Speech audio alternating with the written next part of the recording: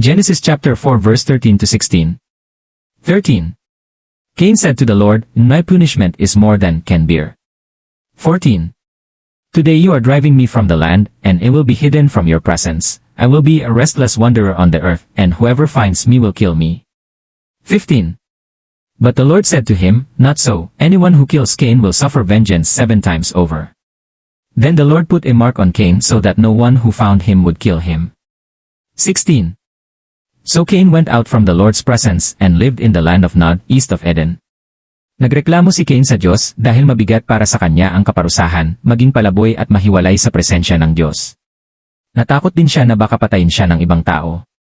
Pero kahit nagkasala siya, nagpakita pa rin ng awa ang Diyos.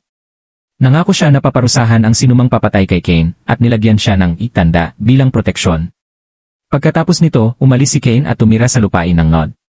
Kahit may kaparusahan ng kasalanan, may awa pa rin ang Diyos.